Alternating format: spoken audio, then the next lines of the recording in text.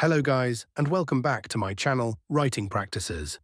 In today's tutorial, I'll be walking you through how to write an arbitration request letter.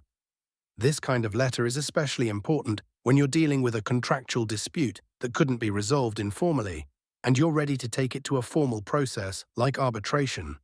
Whether you're a client, a service provider, or a business owner, knowing how to request arbitration the right way can make a big difference in protecting your rights while keeping things professional. We're going to follow a specific letter template in this tutorial, and I'll explain each part in the exact order it appears. No skipping, no rearranging. So let's get into it. Your contact information. We begin the letter with your own details at the top of the page. This is the standard format for any formal letter and ensures the recipient knows who the sender is and how to get in touch. Here's what you'll include: your full name, your street address, city, state, zip code, email address, phone number. This section should be left aligned at the top of the page. Make sure everything is accurate and up to date, especially your email and phone number, since the company or organization will use this info to contact you regarding the arbitration request. Date of the letter. Next comes the date when the letter is written. This should be placed one line below your contact information. Dating the letter is important for record keeping, especially since arbitration processes often follow strict timelines. Be sure to use the full date format, like June 15, 2025, rather than shorthand. Recipient's details. After the date, we include the recipient's details. This includes recipient's name or department, company or organization name, address, city, state, zip code. If you know the exact department that handles legal or customer service disputes, direct the letter there. If you don't have a contact name, using a department like Customer Service Department or Legal Affairs Division is completely acceptable. And if you only have a general address, that will work too. Subject line. Now we move on to the subject of the letter, which should be placed just before your salutation and clearly state the purpose. Subject. Request for arbitration to resolve dispute. This subject line is short, formal, and to the point. It tells the recipient exactly what the letter is about and why it matters. Avoid vague subjects like important matter or urgent request. Be specific. Salutation. The salutation is how you greet the recipient.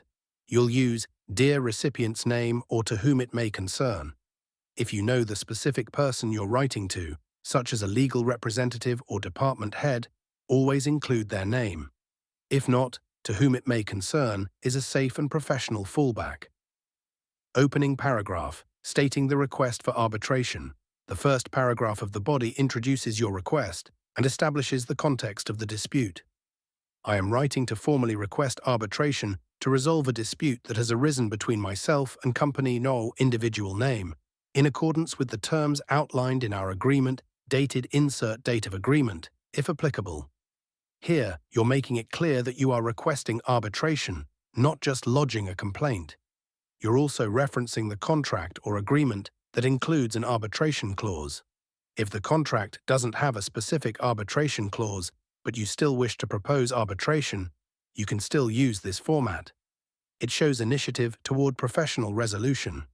Be sure to include the name of the other party involved and the date the agreement was made, if applicable.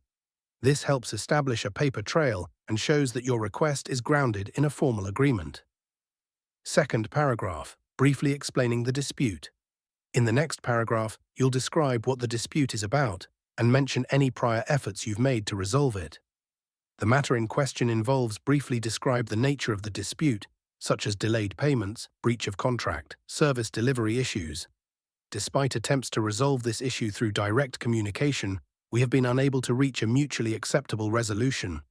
This section is critical because it shows that arbitration is not your first step. You've already tried to solve the issue directly. Keep this explanation short and factual. You don't need to include every detail or attach evidence yet. That will come later during the arbitration process itself. Mention the type of problem.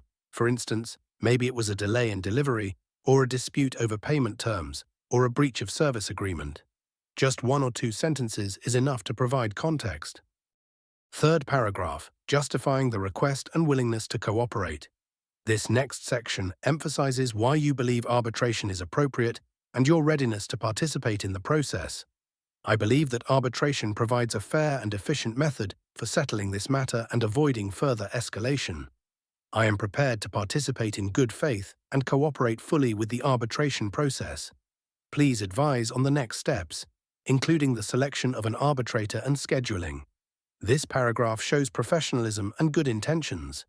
You're not just demanding a resolution, you're proposing a constructive path forward.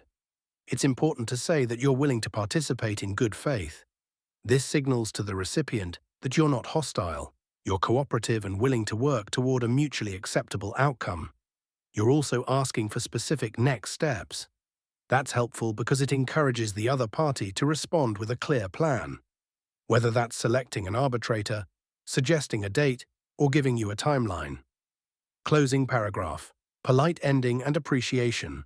Now we bring the letter to a polite close. I look forward to your prompt response and hope we can resolve this issue amicably and professionally. This closing line keeps the tone courteous and optimistic. You're showing hope for resolution without sounding aggressive or confrontational. Even in situations where you may be frustrated, keeping your tone composed and respectful works in your favor, especially in legal or semi-legal matters like arbitration. Formal closing. Now let's wrap it up with the formal sign-off. Sincerely, your full name. Your signature if sending a hard copy. If you're submitting a printed letter, don't forget to sign it between the closing line and your typed name. For emails or online submissions, your typed name is usually sufficient, but you may also attach a digital signature if available. And that's the full breakdown of a professional arbitration request letter. This letter structure helps you stay clear, concise, and respectful while requesting arbitration to resolve a dispute. It shows that you've already tried informal steps and are now following a structured professional process, without burning bridges. Remember, the key to a strong arbitration request letter is balancing firmness with diplomacy.